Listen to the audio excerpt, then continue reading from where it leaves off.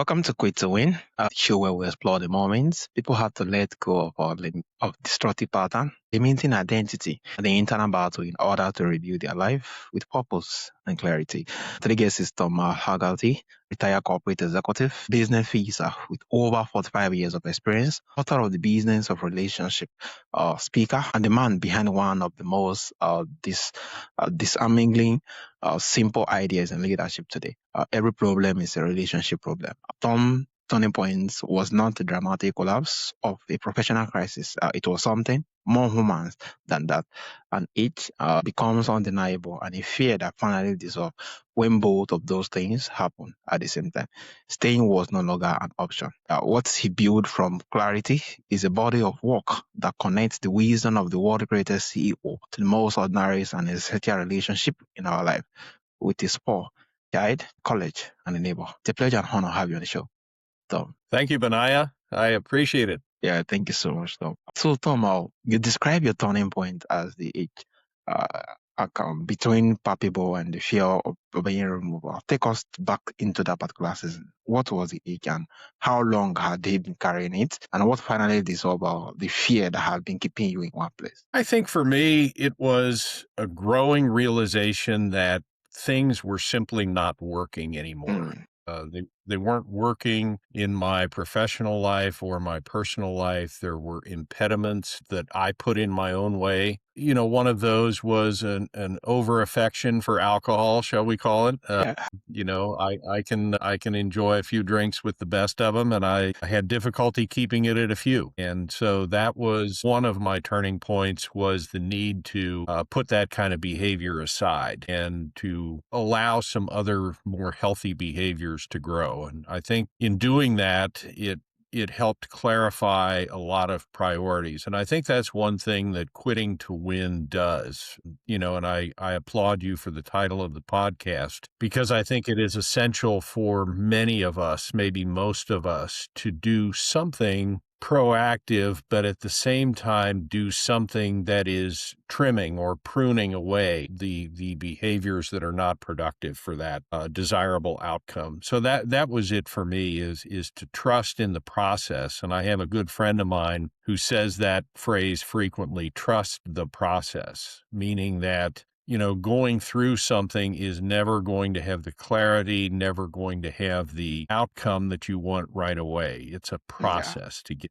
to it, and you have to trust that process in order to move forward. And I think that was one of the bigger things that helped me, and it's clarified a lot of other decisions as well. You know, when you decide to put away a bad habit, you decide to integrate better ones. And, you know, I did that professionally. I did it personally. I've done it in relationships. I've done it in my own, you know, viewpoint, if you will, towards certain things in my own practices. So I try to, you know, not only take things away, but I think you have to be accretive in your approach to this, and say, if I take something away, what am I going to add in that will help that behavior stay away and help me grow further? Yeah, amazing. Yeah, this is really a whole lot to kind of unpack here. Trust the process and the fact that, it's vacuum is not actually allowed, being that if you're quitting for one, you have to replace it with, a better habit to actually monitor. And owing to the process, everything becomes better. It's amazing. Thank you so much for sharing. And also, you have spent 45 years as a corporate executive and business officer. In that world, relationships are treated as soft, secondary to strategy, numbers, and performance. What did you observe across the decades that made you certain that the opposite was true? Well, I think in business, the relationships that you create are essential to formulating and executing a good strategy, to build tactics around it, to build measurements, to build, you know, timelines and so forth, and create expectations and create benchmarks for people. I don't think you can do that in a vacuum. And I think some corporate executives believe that the force of their personality or their education or their industry experience is all they need to effectively grow and manage and ultimately maybe sell a company. And I think that's completely counterintuitive because the people that you gather around you, the ones that you nurture, the ones that you have to sometimes discipline, the ones that you have to prune, the ones that you have to train, all of that goes into making a successful corporate enterprise, whether it's a small family owned company or a very large company. And I think the CEOs that I've spotlighted in my book are masters at that. You know, the Sheryl Sandbergs of the world, the Steve Jobs, the Bill Gates, the Jack Welch of the world. Their wisdom extended far beyond the boardroom, and they were excellent at people relations first and foremost. They related well with their employees, their customers, their vendors, their professional advisors, their bankers, their lawyers. It was just something that was innate to them that I think was a skill. And when you look at someone like Steve Jobs, he was a polarizing personality to many, but his own employees say Yeah. that their loyalty to him was incredible. You know, that years after he's gone, they still remember how that culture was at Apple. And I think Jack Welch is another one from GE with his personality. I mean, he tripled shareholder value. He made 200 and some odd acquisitions in his 20 plus year career as CEO. And by all measurements, according to the marketplace, he was a huge success. But I think his people appreciated, you know, the environment that he tried to create, one of accountability, one of transparency, one of, you know, expectations that were clear. I just think there's an awful lot to be said for cultivating people relationships first, cultivating strategists rather than strategy. And allowing people to prosper in a way that is in line with the corporate executive or the corporate objectives rather, but not exclusive of them. Okay. Yeah. Yeah. Amazing. This is really key. We just speak volumes too. Business rise and falls on relationship, and if you didn't treat those who are actually more like, okay, it's your rights, it's going to kind of go along with within that it's cascade, it keep enlarging and enlarging, and if you get to treat them very well, the same thing is applicable to. And also actually more like read out, I think in how to win friends and influence, and make a reference of the Daily Carnegie that the best person who were being paid was the person who actually managed people, being that he managed them very well and he was able to relate with them perfectly. Yeah, it's really amazing. And thank you so much for sharing. Sure. Yeah. Uh, Yeah, I think Jack Welch said something that, you know, I'm often asked about one or two quotes in the book that I spotlighted as highlighting certain areas that are essential for personal relationships to thrive. You know, if you're going to have a thriving relationship with anyone, that's a sibling, that is a parent-child relationship, that is friends on the golf course, that is work colleagues, whatever that relationship is, it's important to you, a romantic relationship. Certainly, I think you're going to have, you know, some pretty fundamental qualities that need to be there for that relationship to thrive. You know, you've got to have a sense of perspective. You've got to have a commitment to honesty and trust. You've got to have, you know, an appetite, if you will, for change and some risk. You certainly have to have resilience. And there's the other categories that I talked about in my book. But Jack Welch said something, Benaya, that, you know, it was really important to me to think about. He gave a speech one time to his very senior leadership, the ones who were running the various units of GE businesses, whether it be finance, aircraft engines, medical systems, etc. And his message was real simple in that speech. He said, if you are not number one or number two in your marketplace, I will fix you, close you, or sell you. That's a pretty direct statement. I think we can both agree, right? yeah. But he followed that by saying, change before you have to. Mm, Meaning that if you were not in that group that was number one in the market or number two and moving forward, then you better change before you have to.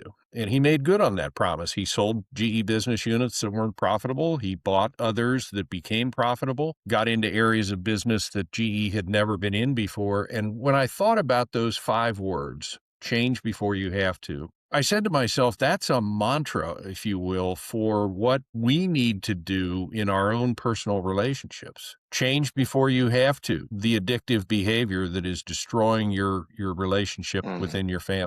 Change before you have to, the passive aggressive nature that you display with your kids. Change before you have to, your financial irresponsibility and thinking of me first. And you could go on and on and on with change before you have to. And back to what I said earlier, that is an opportunity not just to prune something away, to cut it out, but it's an opportunity to put something else in its place. And I think when you think of those 5 words, or you think of what Steve Jobs said about perspective, or you think about Sheryl Sandberg and what she said about resilience, I think those are opportunities to say, I can take this executive wisdom, I can take it out of context, I can take it away from its original intent, but the power of those words and those Yeah. concepts is not diminished at all. It's applicable in other areas. Yeah, this is really, really lovely, especially more like I'm just trying to look at every habit and make reference for the fact that would change before you have to, or it doesn't have to kind of get to the rock bottom before you have to. Why not change night? Yeah,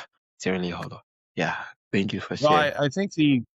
I think the addiction community, whether that be a formalized program or something that you're doing individually or with a small group of people, I think the addiction community would agree that, we all have an opportunity to hit rock bottom. But rock bottom is going to be different for all of us. Rock bottom does not mean you're an alcoholic on Skid Row Yeah, drinking out of a paper bag at 10 o'clock in the morning. It could mean that I've compromised a relationship with someone who's very close to me, and before it gets out of control, before the car runs completely off the road and into the ditch, I yeah, better change change. before I Yeah, have to. I better, you know, yeah. I think this is the bottom that I don't want to go beyond. Yeah, so true, so true. Yeah, I think this is really lovely because I'm just trying to look at it now. And it seems applicable in every aspect, either being finances and the fact that you're not managing it very well. Before you be actually more like drove away from your house and having to kind of lend money that you can't recover from again. Change Mhm. before you have to. Yeah, Yeah, amazing, amazing. absolutely. So, what did your relationship at home teach you about leadership that the boardroom never could? Well, I think what I've always been taught about leadership is that a leader really sets the expectation or casts the vision, whether that is in corporate America or whether it is in small business somewhere in Europe, whether it is in your home life. The leader is going to cast the vision. The leader is going to provide the example of working toward the vision. The leader won't do everything and won't accomplish everything by himself or herself, but they will see the vision, cast the vision, gather people around that share in that vision, and then work toward it as an example. I think those are the 2 fundamental qualities of leadership. I'm responsible for the vision, and I'm responsible for the effort that I am putting forward toward that vision. And that effort is going to be individual, and it is going to be seeking to be collective as well, whether it is a group of employees or a group of family members. And I think those 2 functions are absolutely essential. And I think that's what many of the leaders that I spotlighted in my book is illustrating, certain principles. I think that's what they did extremely well. Yeah, cultivation and set the expectation. And I think when I read about Steve Jobs, just the way you make reference of him and the fact that out there he was being polarized and a whole lot of person doesn't get to understand some certain stuff. But in there in the company, they know what the vision is, they know what's expected in each and every particular paradigm. And that actually made their run very fast, being able to kind of push a whole lot of things into place. And the fact that when they get to see the results, owing to the expectation and the visions, and they were proud about what they did. And it's really amazing. I think it's interesting when you look at some employee surveys, some of the recent ones anyway, in the last 4 or 5 years. The employee who is responding to that survey about what is it you want from your company, very, very seldom is money the top thing. Very seldom is title the top thing. Very seldom is opportunity the top thing. They all seem to say, what I want is a clarity of vision. Mm, What I want yeah, is a direction that we're going, that almost like marching orders. The military doesn't march off west and then suddenly say we're pivoting and going east. yeah. That you know and then when we go east for a while and we get bored with it, we'll go southeast. It doesn't work that way. And I think the employees who are responding to these surveys say that if my leadership communicates honestly, openly, transparently, directionally with me, then I can embrace it. Then I can make choices based on that vision or that communication. I can choose to embrace it and work hard toward it, shoulder to shoulder with my executive team. Or I can say, this company is no longer for me, and therefore I have to begin the process of making a change because I can't agree with the vision, or I don't think it's the right direction, or it's not an environment where I can thrive. So I think absolutely, vision, expectations, all of those things wrap up into what employees want most. Yeah, amazing. And I think this is really lovely being that there is no sense of fulfillment when there is no vision, and the fact that if there is no particular goals to achieve, you don't even know when to be happy, being that you are hitting the target and hitting the goals compared to when there's expectation and every more like every target feels, yeah, there's ought to be celebration owing to the fact that you're carried along and you could see yourself in the pictures and the demand that you need to do to actually more like, yeah, it's amazing. Well, there is an old saying, and you've heard it, I'm sure, and that is, if everything is a priority, Yeah, then nothing is a nothing. priority. And Yeah. it's so true. I mean, the ability to enfold people in Mm, your, call it, direction or your vision, the vision has to be able to be embraced and understood. And the simpler it is, the better.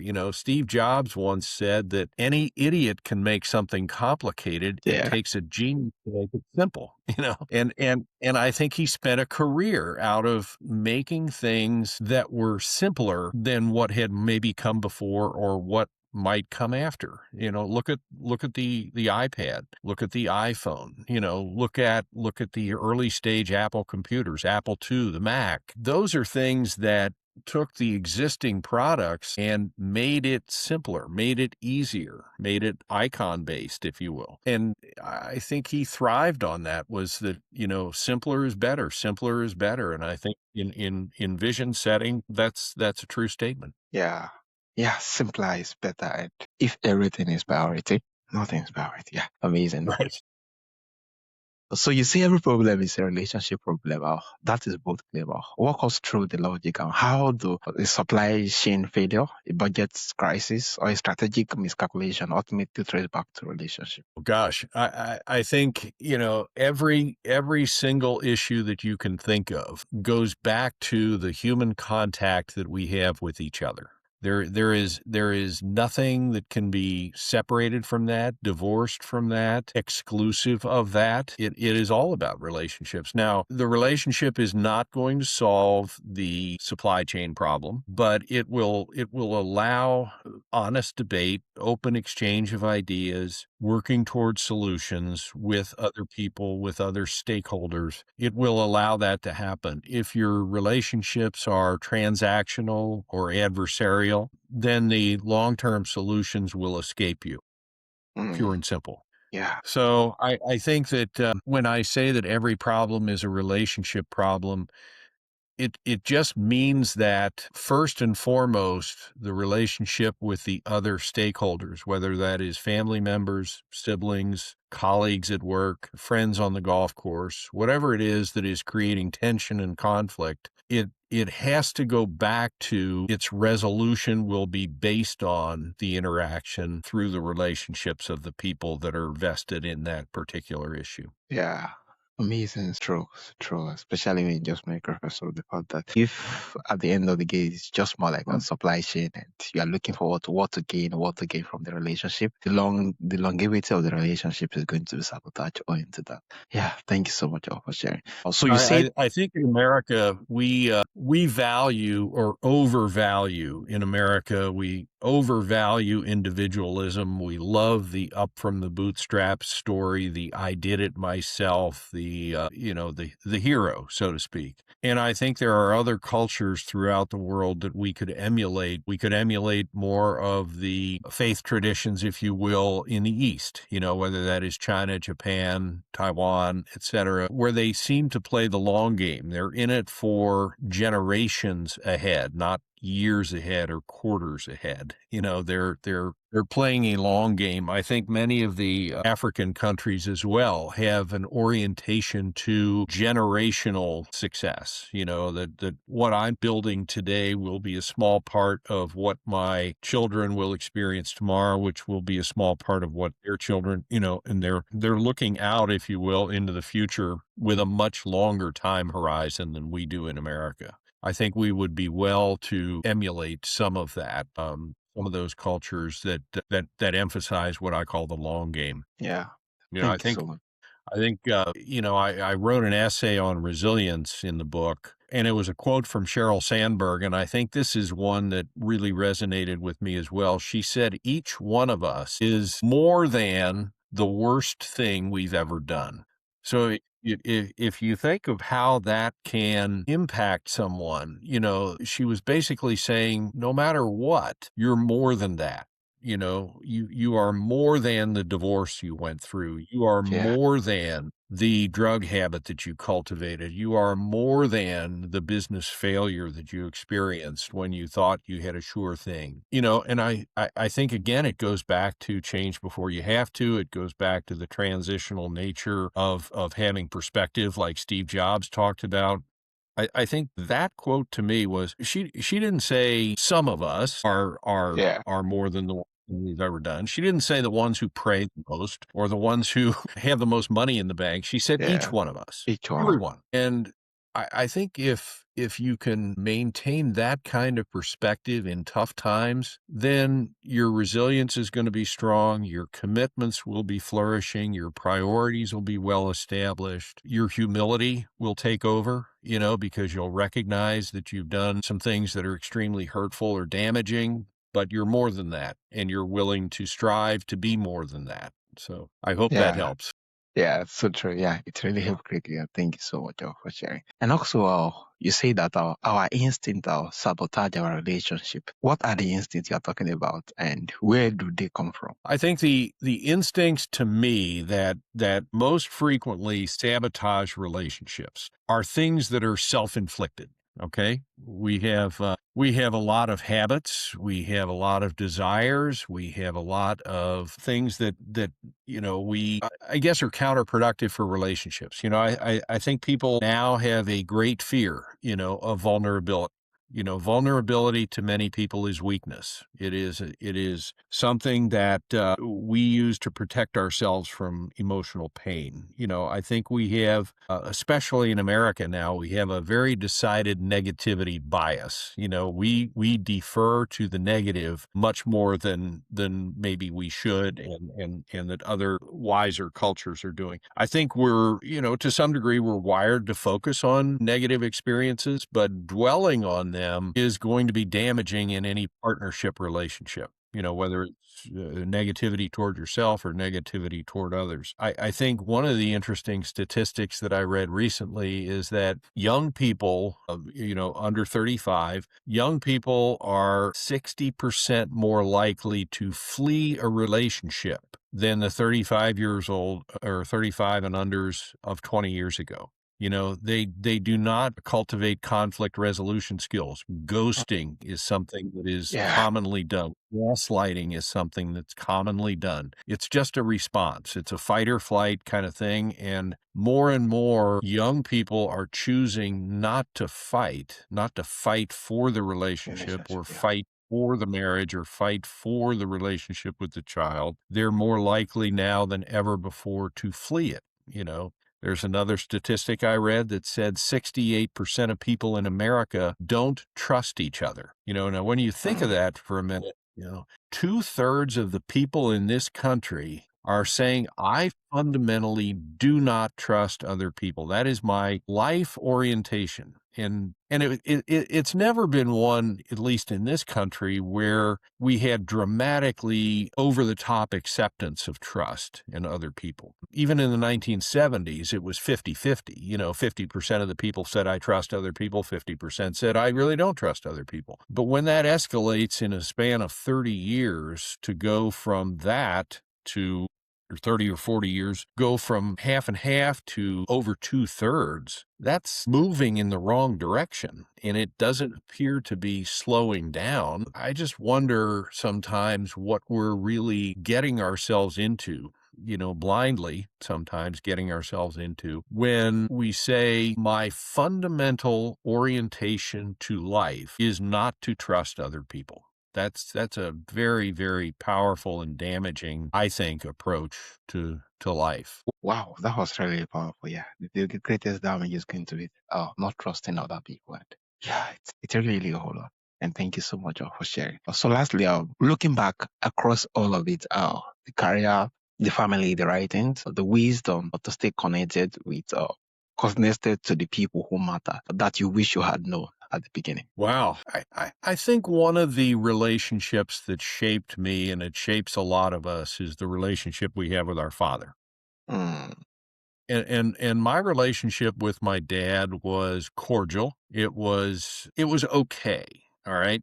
yeah. But I think one regret that I have, he passed away in 2002, so it's quite a while ago, almost a quarter of a century. One of the things I regretted was I didn't ever take the time to sit with him and try to get his wisdom. I got his wisdom in sound bites, usually reproaches for some Yeah. mistake I had, the conduct that I had had. Yeah. "You're Yeah. not the son I thought you were," or Yeah.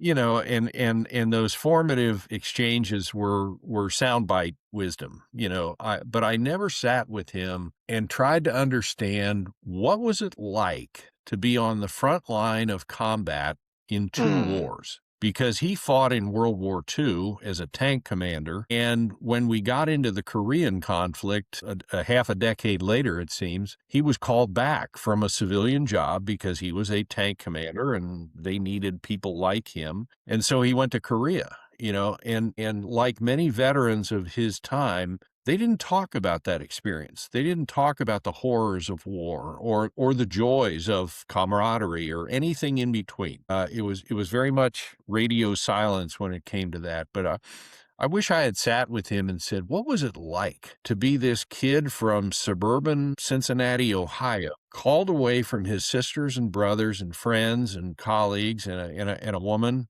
his wife, my mother, that he had met, and he had to go to another war?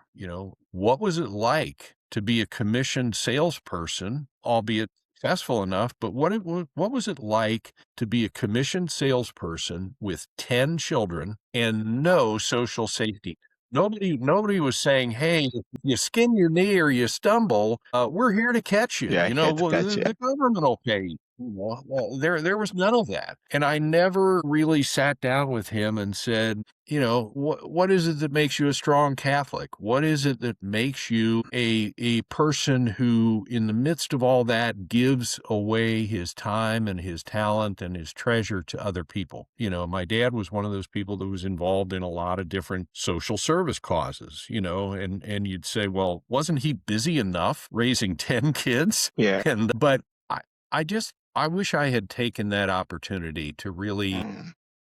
with him on a deeper level to understand where he was coming from and what shaped his experience and what created some of the conflicts in our relationship. This is really lovely. I think I was telling a friend of mine the other day, being that I lost my mom earlier this month, earlier this year, which is in February. And I was telling a friend of mine that I'll be going home very soon. And I want to interview my dad to see what was it like growing up? What was your youthful stage like? And how, like, just have a glimpse of those knowledge and a whole lot of those background stuff and just hearing you mention it, I'm like, oh, I think I need to do it very fast. Before I'll be in the more like crossroads and say, don't make reference of this. And I didn't actually more like going all out for it. Yeah, it's really amazing. And yeah, it's really lovely. Yeah. It's something that I have tried to replicate with my own children. I have three Mm, grown children and grandchildren, and the grandkids aren't necessarily old enough to get into this kind of discussion. But with my own kids, I gave them a checklist at the beginning of the year, and I said, "Here's 5 things I think about that maybe you want to know and maybe you don't want to know, but there are things that will help us as adults expand the relationship." If you ask an open-ended question like, "What are some things that you like that I'm doing, and what do you think I mm, should quit doing?" Are there things that you would like to explore that you don't feel like you can Mm. ask me about? If you're asking those kind of open-ended questions, the how question or the why question versus what was it like growing up in a family of 6 children in the Depression, Dad? Well, he's going to say, well, it was okay. It's a different question if you say, Dad, how was it? How did you feel growing up in the Depression when all around you there were suffering, there red lines, there was unemployment, your own family took in people that you didn't really know as relatives, but they needed a hand up, that kind of thing. How was that? Yeah, this is really robust, and I'm glad you are giving me more lists to explore. Yeah, thank you so much. This has really been lovely, and the fact that you just speak volumes to everything rise and falls on relationship. And I think the greatest home heart is going to be the person who doesn't get to value relationship and who doesn't get to kind of trust anybody through their lifetime. Yeah, this has really been amazing, and thank you so much for sharing your heart with us Great. on the This has been video. wonderful. Yeah, thank you, sir. I appreciate your time. Yeah. So from all this, we'd love to connect with you to get the book and to follow you across various medias and to get your weekly wisdom. How can they reach out and where's the best platform? I would say that the place to start is on Amazon. Go to Amazon, look me up. The Business of Relationships is the book. My name is Tom Hagerty, as you know, and I think that that will be more of a field guide, as I might call it, or action steps, where the essays are bite-sized. You can take them in any order you want. If you believe that you're not trustworthy, read the chapter on trust first. It's not the first chapter in the book, but read it.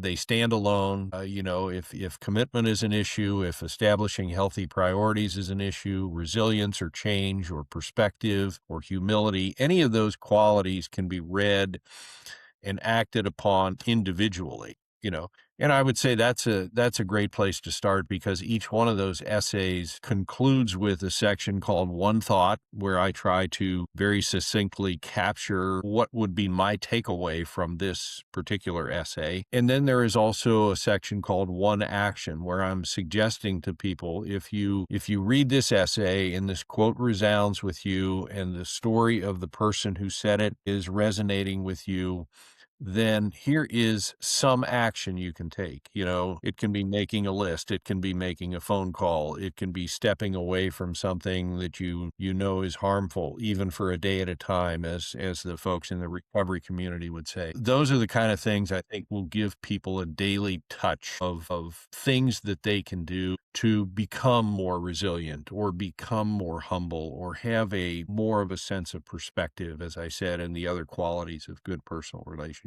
And, I'm on Facebook from time to time. People can email me. I'm not big yet on social media in terms of, I have a web address, but not a website yet. So Yeah. I'm not, but I think the book is an excellent place to start, and there's information in there about contacting me if you wanted me to speak to your company or a civic group, either remotely or in person. That's probably the best way to do it, is go to Amazon and check out the book and see if it's for you. Yeah. Thank you so much, Tom, and thank you for sharing all this depth, the data and the humanity to quit doing. Yeah, you reminder that the most important work any of us will ever do is the work we do in our relationship, and that the ache of a broken man is always telling us something worth listening to. It's one this audience is going to carry long after this episode ends. And if this episode resonates, share this episode with leaders, parents, or partner who is working hard on the wrong problem. The real one is always relational, and this conversation is where the work begins. Remember, change before you have to, in your business, in your leadership, and in relationship that make it all worth it. Once again, it's a pleasure and honor. Have your show, Tom. Thank you. Thank you so much. It was a great interview. I really appreciate your time.